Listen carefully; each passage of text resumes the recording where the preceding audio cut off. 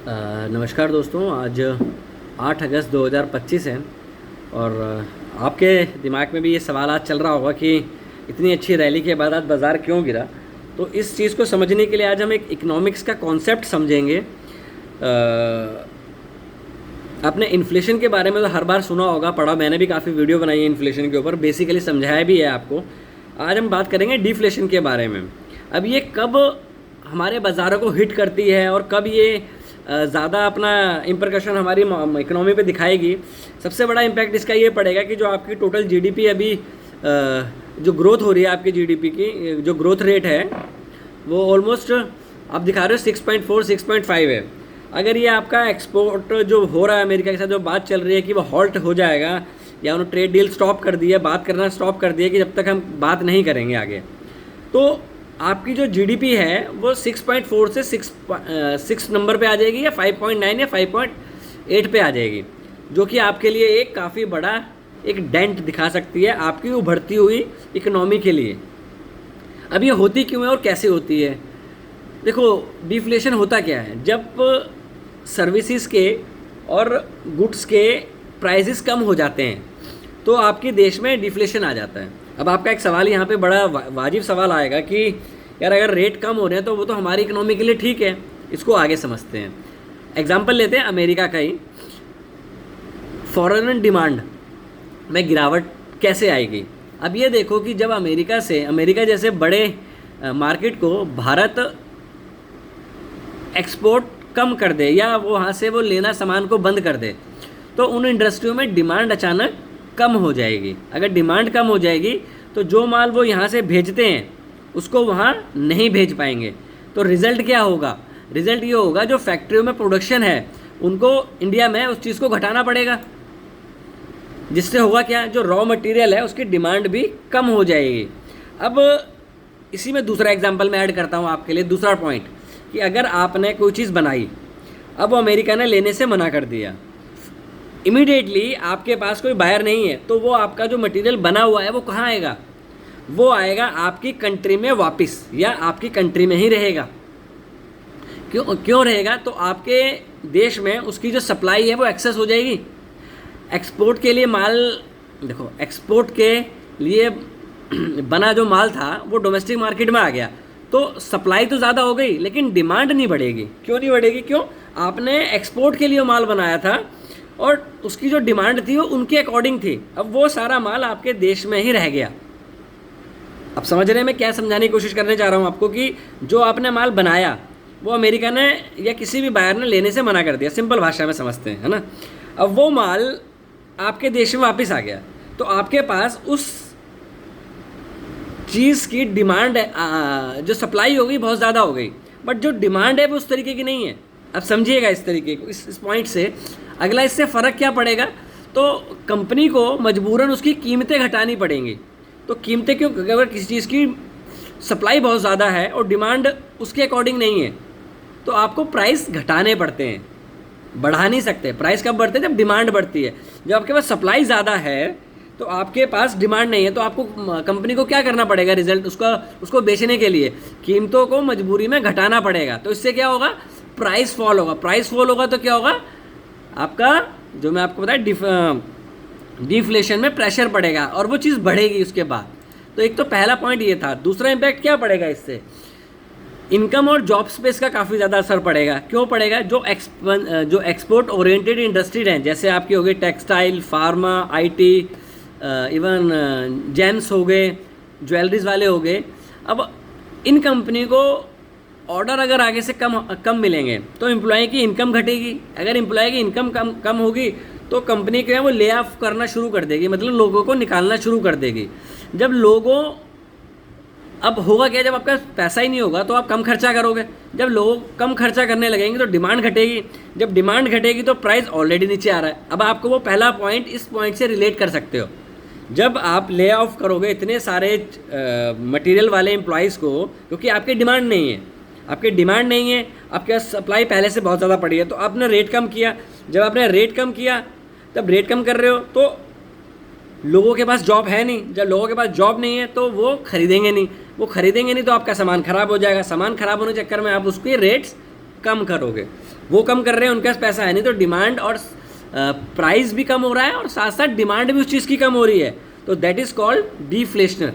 जो डिफ्लेशनरी आती है ये आपकी इकोनॉमी को आने वाले टाइम पे हिट करेगी। अब कैसे दूसरा समझते हैं, इसका करेंसी में भी हिट पड़ता है। आपके बैंक क्यों नहीं परफॉर्म कर रहे, समझे इस पॉइंट को भी कि सब कुछ तो ठीक है, आपको ये चीज़ समझनी पड़ेगी। आरबीआई ने आई डोंट नो ये रेट कट्स करने चाहिए थे, उन्होंने क्यों नहीं किए, इस बारे में बड़ा गहरा मुद्दा, इस चीज़ को समझें। देखो अगर आपकी करेंसी की वैल्यू कब एक तो आपकी करेंसी की वैल्यू हमेशा डेप्रिशिएट होती है, और जिस हिसाब से आप डेप्रिशिएट होगी, कोई बड़ी बात नहीं है कि आप 90 के मार्क को भी क्रॉस कर दो ऊपर की साइड पे। क्यों बात कर दो, मैं इसको समझाता हूँ आपको एक बार। अब देखो एक्सपोर्ट बंद होने से आपकी करेंसी पे हिट पड़ेगा। अगर एक्सपोर्ट घटता है तो डॉलर का इन्फ्लो आपके उसमें कम हो जाएगा, और जब डॉलर का इन्फ्लो कम होगा तो ऑब्वियस सी बात है रुपया कमज़ोर हो जाएगा, क्योंकि वीक रुपीज़ से आप जब इम्पोर्ट्स करोगे तो वो चीज़ें आपको महंगी मिलेंगी, जिससे आपकी इन्फ्लेशन बढ़ जाएगी। यहाँ पे इन्फ्लेशनरी इम्पैक्ट भी आपको मिलेगा। लेकिन डोमेस्टिक में क्या है, डोमेस्टिक कोलैप्स हो रहा है। कोलैप्स क्यों हो रहा है, क्योंकि वहाँ पे नेट आपका डिफ्लेशनरी इम्पैक्ट पड़ रहा है। क्यों, क्योंकि वहाँ पे लोगों के पास काम नहीं है, लोगों के पास पैसा नहीं है। प्लस सेकंड इम्पैक्ट क्या बढ़ रहा है, आपकी इन्फ्लेशन भी बढ़ रही है। क्यों, क्योंकि डॉलर बढ़ रहा है। अब समझो इस चीज़ को, क्योंकि डॉलर बढ़ना ना बढ़ना इतना इंपॉर्टेंट नहीं है यहाँ पे। यहाँ इंपॉर्टेंट है कि आपकी करेंसी टूट जाएगी। अगर आपकी करेंसी टूटेगी तो आपको ये चीज़ों का इम्पैक्ट आपकी मार्केट पे देखने को मिलेगा, और वही बाजार प्राइस इन कर रहा है। आप जब से ट्रेड डील की बात शुरू हुई है, आप जुलाई से फॉर एग्जांपल लेके चलो, 100 अप्रैल से ले लो, जुलाई से अगर आप उस चीज़ को मैनेज करने की कोशिश करो, तो अगर बाज़ार ऊपर खुलता है या नीचे खुलता है, इवेंचुअली 1-2 दिन को छोड़ दें एक्सेप्शनली, तो बाज़ार या तो लो ऑफ द डे बंद होता है या हाई से मिड ऑफ द रेंज में बंद होता है। मतलब हाई ऑफ द डे अगर किसी दिन बंद हो भी जाओ तो आप खुलते हो और धमाधम नीचे चलना शुरू कर देते हो। दैट इज आपकी करेंसी में जो इम्पैक्ट पड़ रहा है वो ज़्यादा हिट कर रहा है आपकी इकोनॉमी को, क्योंकि डिफ्लेशन जो आती है उसके ये इंपॉर्टेंट कारण होते हैं। अब देखो आप रातों रात तो कोई और बायर्स ढूंढ नहीं सकते, आप रातों रात बाहर नहीं ढूंढ सकते, क्योंकि एक्सपोर्ट बैन का जो असर होता है या बंद होता है वो डिपेंड करता है कि आपका साइज़ और सेक्टोरियल डिपेंडेंसी क्या है, आप कितना उस पर एक्सपोर्ट करते हो। हम बेशक कम करते हैं, बट आप एक लार्जेस्ट वर्ल्ड पावर को करते हो जिसकी करेंसी में सारे डील्स होती हैं। तो गवर्नमेंट की पॉलिसी बड़ी इंपॉर्टेंट हो जाएगी अब आपको, कि वो किस तरीके से इन चीज़ों को डील करती है अदर कंट्रीज़ के साथ। क्यों, क्योंकि आपको शॉर्ट टर्म में हो सकता है कुछ सेक्टर्स में इसका प्राइस ड्रॉप देखने को मिले, बट इवेंचुअली आपको इसकी डिमांड में असर पड़ेगा, डिमांड स्लो डाउन आपकी होगी, क्योंकि ये डिफ्लेशनरी प्रेशर जो है वो धीरे धीरे हर चीज़ को बढ़ा देगा। अगर आपको इस चीज़ से कुछ कम करना है तो सरकार को बीच में इनिशिएट लेना पड़ेगा, उसको स्टिमुलस देने पड़ेंगे, आपको नए मार्केट ढूंढने पड़ेंगे बाजार में। लॉन्ग टर्म में इम्पैक्ट कम हो सकता है अगर आप नए बायर्स ढूंढ लो, पर आप नए बायर्स कैसे ढूंढ लोगे, ओवरनाइट तो नहीं ढूंढ पाओगे ना, तो उसके लिए आपको समय लगेगा। अब तब वो 6 महीने लगते हैं, 1 साल लगता है, या ये आपकी टॉक्स जो यहाँ पे चल रही हैं वो ख़त्म हो जाती हैं, क्योंकि बाज़ार ना बहुत तेज़ी से गिर रहा है और ना तेज़ी से ऊपर जा रहा है। तेज़ी से इसलिए नहीं गिर रहा कि उनको एक बाज़ार को एक होप है शायद trade deal win win situation में हो जाए। अगर ये नहीं होती है तो आप मान के चलिए आपकी जीडीपी पे इसका हिट पड़ेगा, और कहीं ना कहीं आपको इसका हिंट आपके उसमें देखना पड़ेगा, क्योंकि इसका ना मुद्दा बड़ा ज़रूरी है। क्योंकि सरकार को अगर इसमें इस चीज़ को बचाना है तो कुछ स्टेप लेने पड़ेंगे, जो कि मतलब आप इस चीज़ों पे खुद भी ध्यान दे सकते हैं कि जो आरबीआई के रेट्स हैं वो रेट्स कम करने पड़ेंगे। सरकार को बाज़ार में पैसा डालना पड़ेगा, इंफ्रास्ट्रक्चर करना पड़ेगा, नए नए प्रोजेक्ट डालने पड़ेंगे।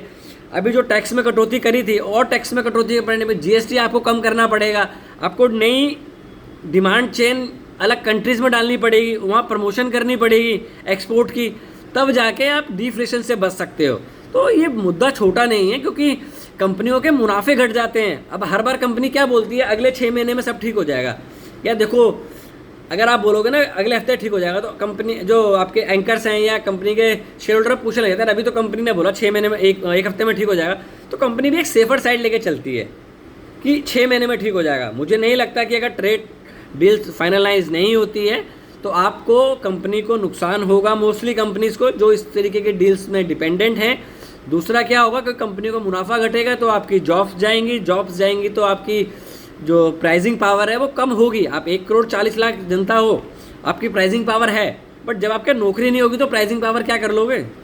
सोचो ना इस चीज़ को भी, क्योंकि अगर कंपनियों के पास इनकम नहीं होगी तो कंपनी नया बिजनेस खड़ा करेगी या पहले अपना जो उन्होंने कर्ज लिया है उसको उतारेगी? तो ओवरऑल अगर समझें तो डिमांड में गिरावट आएगी, आपकी टेक्नोलॉजी में आएगी, मशीन सप्लाई में आपको फ़र्क पड़ेगा, ग्लोबली इन्फ्लेशन का भी आपको हिट लग रहा है क्योंकि हर जगह पे टैरिफ की बात चल रही है। तो आप चीज़ों को समझें, क्योंकि मेरे को जो लग रहा है कि बाज़ार में डिफ्लेशन का खतरा आपको दिख रहा है, दैट इज़ द रीज़न, क्योंकि बाज़ार को पता है कि 50% लग गया। अब इसके और इम्प्लीकेशन क्या हो सकते हैं, तो इस चीज़ को समझते हुए मुझे ये लगा कि ये वीडियो एक इम्पॉर्टेंट टॉपिक हो सकता है इस तरीके के बाज़ार में समझने के लिए, क्योंकि इन्फ्लेशन तो ऑटोमेटिकली आ जाएगी अगर आपकी करेंसी वीकनेस शुरू हो जाएगी, क्योंकि आप इंपोर्ट भी करते हो। ठीक है, आप क्रूड ऑयल एक रेट तक कम ले लोगे, एक हद तक आप कम ले लोगे क्रूड रेट, क्योंकि आपकी इकोनॉमी जो है क्रूड पे डिपेंड करती है। तो लेट्स सी क्या होता है और क्या नहीं होता, बट जो मुझे समझ में आ रहा है ये समस्या ओवरनाइट ख़त्म नहीं होगी। अगर ये ट्रेड डील आपकी फाइनलाइज नहीं होती है तो it will hurt and badly hurt. तो फिलहाल के लिए इतना ही। अगर वीडियो में कुछ इंटरेस्टिंग लगा हो तो लाइक कर देना। Thank you, take care and trade well.